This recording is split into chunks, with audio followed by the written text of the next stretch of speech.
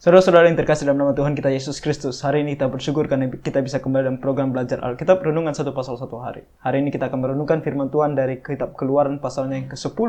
Yang kita akan melihat bagaimana Tuhan dengan kuasanya kembali akan memberikan tulahnya yang ke-8 dan ke-9 kepada Firaun dan juga orang Mesir.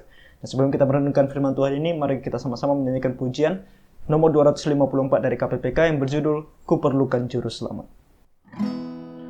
Ku perlukan juru selamat agar ku tak tersesat, dan ku harus merasakan bahwa Tuhanku dekat, maka jiwaku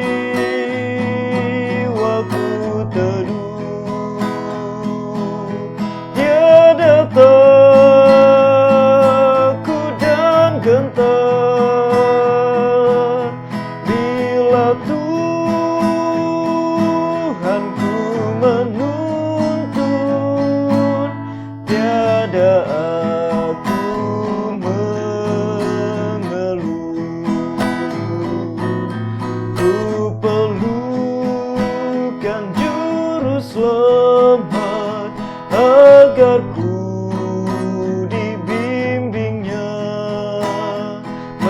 melintasi arus Yordan, hantarku ke seberang, maka jiwaku teduh. Tiada takut dan gentar bila memimpin, tiada aku mengeluh. Jiwa kita teduh dan kita tidak akan merasa gentar kalau Tuhan yang menuntun jalan hidup kita sepanjang hari, sepanjang waktu di dalam kehidupan kita. Oleh karena itu, senantiasa bersandar kepada Tuhan, maka Tuhan akan menuntun jalan kaki kita, dan apapun yang akan kita hadapi, Tuhan pasti akan menolong kita. Nah, saat ini mari kita sama-sama membuka Alkitab kita dari Keluaran pasal 10. Kita akan membaca dan merenungkannya bersama-sama. Berfirmanlah Tuhan kepada Musa, "Pergilah menghadap Firaun, sebab aku telah membuat hatinya dan hati para pegawainya berkeras, supaya aku mengadakan tanda-tanda mujizat yang kubuat ini di antara mereka, dan supaya engkau dapat menceritakan kepada anak cucumu bagaimana aku mempermain-mainkan orang Mesir dan tanda-tanda mujizat mana yang telah kulakukan di antara mereka, supaya kamu mengetahui bahwa akulah Tuhan." Saudara-saudara, sebelum kita masuk ke dalam sebuah kesimpulan bahwa Tuhan di sini begitu jahat kepada mereka, kita melihat bagaimana Tuhan menghukum mereka, memberikan mereka begitu banyak tulah dan seperti seolah-olah menyiksa mereka. Nah, kita jangan lupa konteksnya atau kisahnya. Sebelum Tuhan memberikan tulah-tulah ini kepada mereka, apa yang mereka lakukan kepada Tuhan dan umat Tuhan? Mereka tidak mau percaya kepada Tuhan dan mereka menyiksa umatnya Tuhan. Mereka melakukan apa yang salah di mata Tuhan. Pertama, mereka membunuh begitu banyak anak-anak daripada orang Israel. Kemudian mereka membuang bayi-bayi di sungai. Itu adalah sebuah hal yang mengerikan yang mereka lakukan. Kemudian mereka membuat orang Israel bekerja dengan tanpa upah yang wajar, dan pekerjaannya begitu sulit dan keras, dan bahkan menghukum mereka kalau mereka tidak sanggup mencapai sesuatu yang diinginkan oleh orang Mesir. Jadi saudara-saudara, mereka sudah melakukan dosa di hadapan Tuhan, dan ini adalah hukuman bagi mereka yang pantas untuk mereka dapatkan. Jadi Tuhan di sini ketika Ia berkata di ayat yang pertama bahwa Dia yang membuat hati mereka tetap keras, bukan hanya Firaun tetapi pegawai-pegawainya dan orang Mesir tentunya, itu bukan karena Tuhan tidak baik atau karena Tuhan begitu jahat, bukan, tetapi di dalam keadilannya Dia harus mengeksekusinya. Sama seperti para penegak hukum, polisi ataupun para hakim, ketika mereka menyampaikan atau memberikan keputusan hukuman kepada seseorang, itu bukan karena mereka jahat atau mereka tidak mengasihi orang tersebut, bukan, tetapi di dalam keadilan mereka harus menghukum orang yang bersalah. Demikian juga dengan Tuhan. Dan di sini Tuhan mengatakan bukan hanya soal Dia menghakimi dan menghukum mereka, tetapi Dia juga mau menunjukkan bahkan kepada generasi-generasi berikutnya, termasuk kepada kita, bahwa dia adalah satu-satunya Tuhan yang benar dan yang hidup. Allahnya Abraham, Ishak dan Yakub, Allahnya orang Israel, dan tidak lain dan tidak bukan Tuhan Yesus Kristus yang pernah datang sekitar 2000 tahun yang lalu. Tidak lain dan tidak bukan adalah Allah, sang pencipta langit dan bumi dan memiliki segala kuasa di atas muka bumi ini. Karena dia menciptakan segala sesuatunya dan hanya dia adalah Allah. Kita bisa melihat di sini betapa besar kuasanya terhadap binatang, terhadap alam semesta, mulai dari air sampai ke langit. Dia mempunyai kuasa. Kita melihat bagaimana dia menurunkan hujan es. Dan nanti kita akan melihat dia akan menurunkan belalang. Dan bukan hanya belalang, dia akan membuat gelap gulita.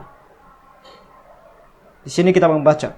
Di ayatnya yang ketiga dikatakan, lalu Musa dan Harun pergi menghadap Firaun dan berkata kepadanya, beginilah firman Tuhan Allah orang Ibrani. Nah, Musa memberikan satu penekanan bahwa yang berbicara ini adalah Tuhan, yaitu Yahweh, Allahnya orang Ibrani. Allahnya orang Israel, Allahnya Abraham, Ishak dan Yakub. Dan di sini dikatakan bahwa berapa lama lagi engkau menolak untuk merendahkan dirimu di hadapanku, biarkanlah umatku pergi supaya mereka beribadah kepadaku. Sebab jika engkau menolak membiarkan umatku pergi, maka besok aku akan mendatangkan belalang-belalang ke dalam daerahmu. Jadi dia mengatakan, berapa lama lagi engkau mau mengeraskan hatimu? Kalau kamu tidak mau bertobat, aku akan mendatangkan belalang.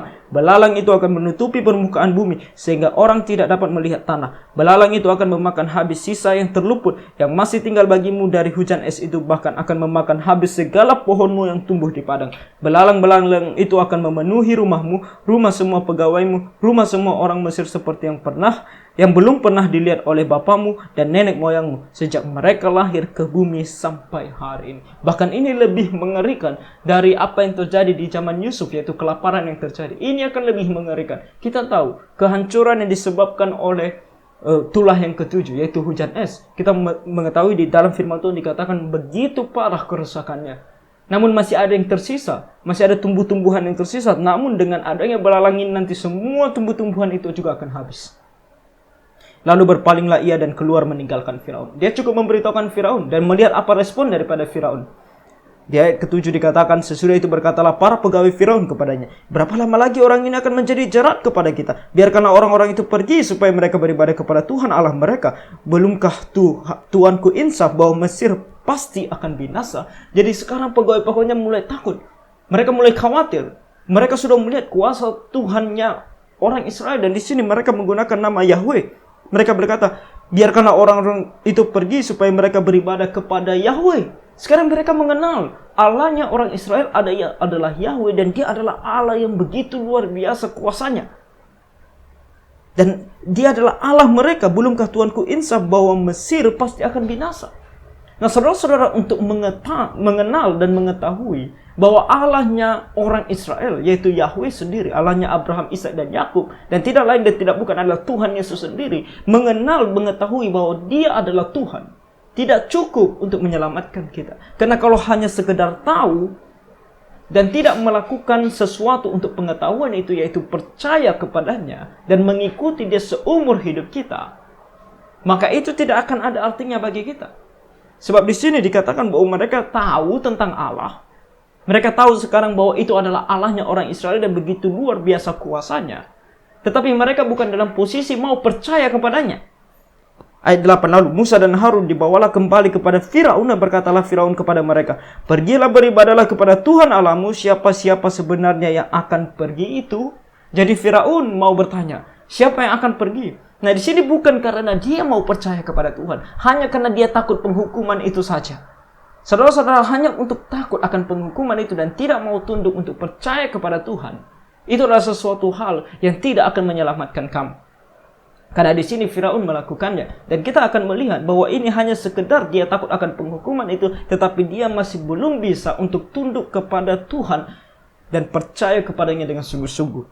Ayat 9, jawab Musa, kami hendak pergi dengan orang-orang yang muda dan yang tua, dengan anak-anak lelaki kami dan perempuan, dengan kambing domba kami dan lembu sapi kami, sebab kami harus mengadakan perayaan untuk Tuhan. Intinya, Musa mengatakan semuanya, semua yang kami miliki, anak-anak kami, baik laki-laki dan perempuan, seluruh hal yang kami miliki, semuanya ikut bersama dengan kami, termasuk ternak-ternak kami, ikut bersama-sama dengan kami. Itulah yang dikatakan oleh Musa, dia ingin semuanya pergi. Itu yang diperintahkan oleh Tuhan kepada Musa dan harus diikuti oleh Firaun. Nah, kalau Firaun sudah sungguh-sungguh mau bertobat dan percaya kepada Tuhan, dia seharusnya mengatakan, oke, tidak masalah, semuanya boleh pergi. Tetapi apa yang dia lakukan? Di ayat 10 dikatakan, tetapi Firaun berkata kepada mereka, Tuhan boleh menyertai kamu jika aku membiarkan kamu pergi dengan anak-anakmu. Lihat, jahatlah maksudmu. Bukan demikian. Kamu boleh pergi, tetapi hanya laki-laki, dan beribadahlah kepada Tuhan, sebab itulah yang kamu kehendaki. Lalu mereka diusir dari depan Firaun. Firaun tidak sungguh-sungguh mau percaya kepada Tuhan. Dia hanya mau melakukan apa yang dipandangnya benar. Dia mengatakan bahwa tidak semua boleh pergi, hanya laki-laki yang boleh pergi. Sedangkan perintah Tuhan jelas bahwa semua orang harus pergi, termasuk para perempuan dan anak-anak. Tetapi dia katakan apa? Hanya laki-laki. Laki-laki di sini adalah laki-laki yang dewasa, hanya itu yang boleh pergi. Yang lain tinggal. Ayat 12. Berfirmanlah Tuhan kepada Musa, ulurkanlah tanganmu ke atas tanah Mesir, mendatangkan belalang, dan belalang akan datang meliputi tanah Mesir dan memakan habis segala tumbuh-tumbuhan di tanah, semuanya yang ditinggalkan oleh hujan es itu. Itulah yang ke-8. Dan di sini lalu Musa mengulurkan tongkatnya ke atas tanah Mesir, dan Tuhan mendatangkan angin timur melintasi negeri itu sehari-harian dan semalam-malaman, dan setelah hari pagi angin timur membawa belalang. Datanglah belalang meliputi seluruh tanah Mesir dan hinggap di seluruh daerah Mesir sangat banyak. Sebelum itu tidak pernah ada belalang yang demikian banyaknya, dan sesudah itu pun tidak akan terjadi lagi yang demikian.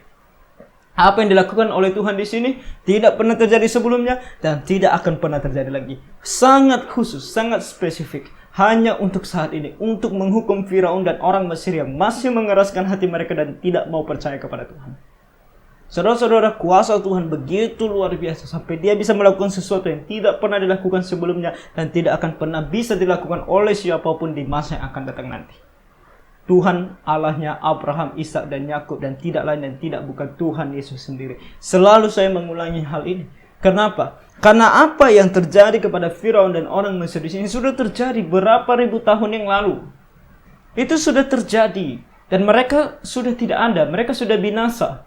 Mereka sudah mati di dalam dosa mereka. Tetapi ini dituliskan untuk kita. Untuk kita ketahui bahwa Allah yang melakukan ini adalah Allahnya Abraham, Allahnya Ishak, Allahnya Yakub, Allahnya orang Israel, dan tidak lain dan tidak bukan adalah Tuhan Yesus sendiri. Jadi kita perlu tahu bahwa ini yang melakukan ini adalah Tuhan Yesus. Sehingga kita tahu betapa besar kuasanya daripada Tuhan Yesus. Sehingga kita harus takut. Jangan seperti Firaun hanya sekedar takut akan penghukumannya tapi tidak percaya kepadanya. Tetapi kita harus takut kepada dia dan percaya kepada dia. Menyerahkan seluruh kehendak dan keinginan kita, bahkan diri kita untuk Tuhan yang begitu luar biasa kuasanya. Saya akan mengulangi terus bahwa di dalam dunia ini kita hanya bisa melakukan dua hal. Pertama, kita menentang dia dan dihukum oleh dia.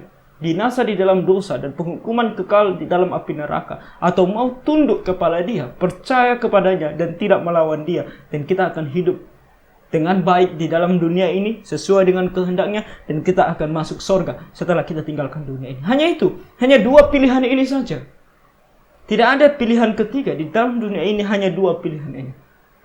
Saudara-saudara, Firaun dan orang Mesir mendapatkan penghukuman mereka. Di ayat 15 dikatakan, belalang menutupi seluruh permukaan bumi, sehingga negeri itu menjadi gelap olehnya. Belalang memakan habis segala tumbuh-tumbuhan di tanah, dan segala buah-buahan pada pohon-pohon yang ditinggalkan oleh hujan es itu, sehingga tidak ada tinggal lagi yang hijau pada pohon atau tumbuh-tumbuhan di padang di seluruh tanah Mesir. Nah, bumi yang dimasukkan di sini adalah bumi di mana Mesir berada. Dan menutupi segala sesuatu seperti tidak ada lagi tempat tanpa belalang. Demikianlah banyaknya belalang didatangkan oleh Tuhan. Oleh karena itu dikatakan di sini tidak akan pernah terjadi lagi. Di dalam sejarah hidup manusia tidak pernah terjadi lagi kecuali hal yang satu ini. Tuhan menunjukkan betapa Dia adalah Allah yang kita tidak bisa kalahkan. Apapun yang coba kita lakukan, dan orang Mesir memiliki Allah mereka. Tetapi di sini Allah mereka tidak bisa melakukan apa-apa. Satu-satunya Allah yang benar dan yang hidup adalah Allahnya Abraham, Ishak dan Yakub, Yahweh, dan tidak lain dan tidak bukan adalah Tuhan Yesus sendiri. Ayat 16-20 berkata, maka segeralah Firaun memanggil Musa dan Harun serta berkata, aku telah berbuat dosa terhadap Tuhan Allahmu dan terhadap kamu. Oleh sebab itu ampunilah kiranya dosaku untuk sekali ini saja, dan berdoalah kepada Tuhan Allahmu itu supaya bahaya maut ini dijauhkannya daripadaku. Lalu keluarlah Musa meninggalkan Firaun dan berdoa kepada Tuhan. Maka Tuhan membuat angin bertiup dari jurusan sebaliknya, dan angin barat yang sangat kencang yang membawa belalang itu dan melemparkannya ke dalam laut Teberau. Tidak ada satu belalang pun yang tinggal di seluruh daerah Mesir. Kita melihat Firaun sudah mendapatkan penghukumannya dan dia merasa sangat takut kali ini, dan dia meminta supaya Musa berdoa bagi dia. Tetapi ini pun kembali adalah sebuah kemunafikan. Bukan Tuhan tidak tahu apa yang ada di dalam hati Firaun, tetapi memang ini adalah rencana Tuhan untuk melanjutkan tulah yang ke-9, nantinya tulah yang ke-10, tulah yang terakhir. Jadi Tuhan membiarkan dia menunjukkan kemunafikannya. Dia akan menunjukkan kemunafikannya, dan dia akan mencoba atau berkata bahwa dia bertobat, dan kemudian dia akan mengeraskan hatinya. Karena di ayat 20 dikatakan, tetapi Tuhan mengeraskan hati Firaun sehingga tidak mau membiarkan orang Israel pergi. Setelah belalang-belalang itu pergi, tidak ada lagi belalang di Mesir, dia pun berkata, tidak, orang Israel tidak boleh pergi. Demikianlah kemunafikan Firaun. Saudara-saudara, mengapa kita mau percaya kepada Tuhan Yesus? Bagi kita yang sudah percaya kepada Tuhan Yesus, kenapa? Karena hanya kita karena takut akan penghukumannya, atau kita mau mengakui dia sebagai Tuhan dan Juru Selamat pribadi kita. Ini adalah suatu hal yang berbeda. Takut akan penghukuman Tuhan belum tentu membuat kita sungguh-sungguh percaya kepada Tuhan. Kita hanya takut tidak mau dihukum, tetapi kita tidak mau tunduk kepada perintahnya. Kalau kita katakan kita sungguh-sungguh percaya kepada Tuhan Yesus, maka apa yang kita lakukan adalah menerima dia sebagai Tuhan dan Juru Selamat pribadi kita. Dengan begitu kita mengatakan bahwa kita mau tunduk kepada perintahnya. Segala sesuatu yang dia katakan, kehendaknya, keinginannya, kita mau tunduk dan ikut. Itu namanya sungguh-sungguh percaya kepada Tuhan. Ayat 21 sampai ayat ke-29 kita membaca tentang tulah yang ke-9. Nah, ini tulah yang begitu luar biasa, kita melihat kuasa Tuhan kembali. Berfirmanlah Tuhan kepada Musa, ulurkanlah tanganmu ke langit supaya datang gelap meliputi tanah Mesir sehingga orang dapat meraba gelap itu. Lalu Musa mengulurkan tangannya ke langit dan datanglah gelap gulita di seluruh tanah Mesir selama 3 hari. Tidak ada orang yang dapat melihat temannya, juga tidak ada orang yang dapat bangun dari tempatnya selama 3 hari, tetapi pada semua orang Israel ada terang di tempat kediaman. Saudara-saudara, apa yang terjadi? Gelap gulita di mana-mana, dan tidak ada satupun orang yang bisa mendapatkan sumber cahaya. Kita melihat di sini kuasa Tuhan yang luar biasa. Tuhan menunjukkan kuasanya, bahkan dia menutup matahari. Yang kalau kita membaca sejarah dan tradisi orang Mesir, matahari adalah salah satu dewa mereka. Dan Tuhan menutup matahari sehingga matahari tidak bisa menyinari mereka, menutup bulan dan bintang-bintang sehingga tidak bisa menyinari mereka, dan segala sumber cahaya yang lain seperti api contohnya atau lampu tidak bisa dihidupkan. Makanya di sini bahkan dikatakan tadi di ayat yang ke-21 bahwa ulurkanlah tanganmu ke langit supaya datang gelap meliputi tanah Mesir sehingga orang dapat meraba gelap itu. Artinya tangan mereka sendiri ketika mereka lihat, mereka tidak bisa melihat tangan mereka sendiri yang di dekat mata mereka. Gelap. Itu yang mereka lihat. Gelap. Hanya itu saja yang mereka bisa lihat. Oleh karena itu mereka tidak bisa berbuat apa-apa, bahkan tidak bisa bangkit dari tempat mereka berbaring. Di ayat 24, lalu Firaun memanggil Musa serta berkata, pergilah, beribadahlah kepada Tuhan, hanya kambing dombamu dan lembu sapimu harus ditinggalkan, juga anak-anakmu boleh turut beserta kamu. Nah, sebelum ini tadi di ayat 23 kita tahu bahwa orang Israel tetap mendapatkan terang. Kembali, ini adalah sebuah hal yang sangat khusus terjadi pada masa itu. Bukan berarti sebuah janji bahwa di masa yang akan datang ketika Tuhan menghukum dunia ini dengan beberapa penyakit atau pandemik atau apapun yang terjadi sebelum yang disebutkan di dalam kitab Wahyu, maka orang Kristen atau orang percaya Tuhan tidak akan kena. Bukan itu janjinya di sini. Ini adalah hal yang terjadi secara khusus pada waktu itu.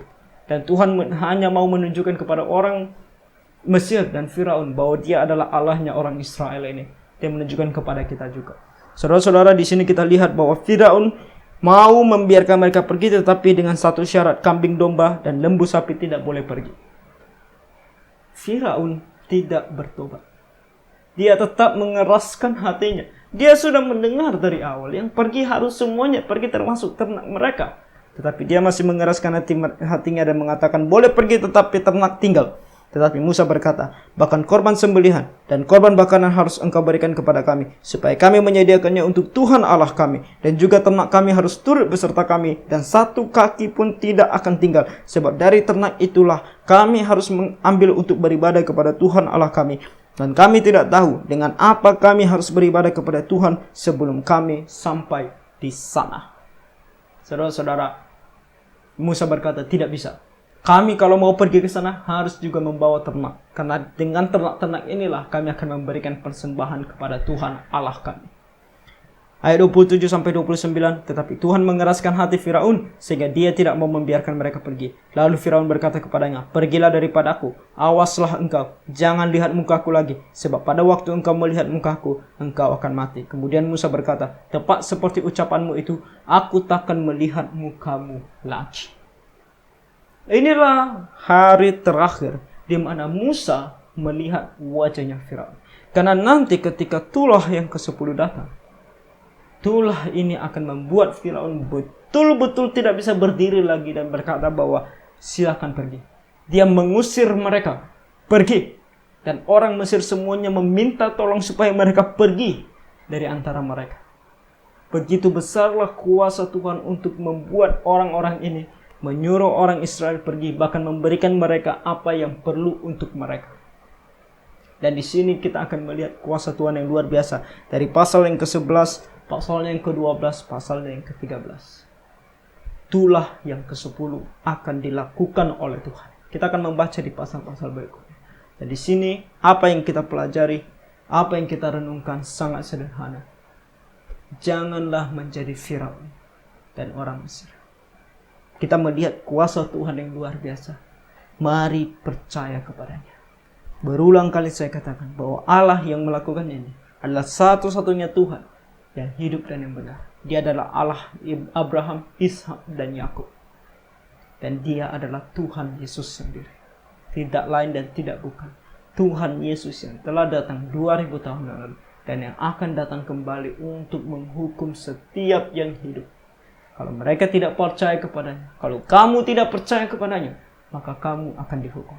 Tapi kalau kamu percaya kepadanya, kalau orang-orang percaya kepadanya, kamu dan semua orang yang percaya kepadanya akan diselamatkan.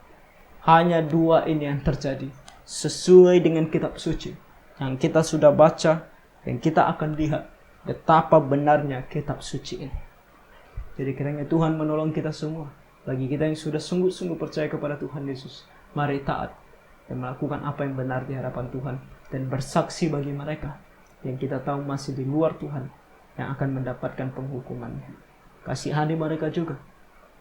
Katakan kepada mereka bahwa mereka perlu untuk percaya kepada Tuhan Yesus agar mereka diselamatkan. Dengan Tuhan menolong kita semua, Tuhan memberkati. Maka jiwa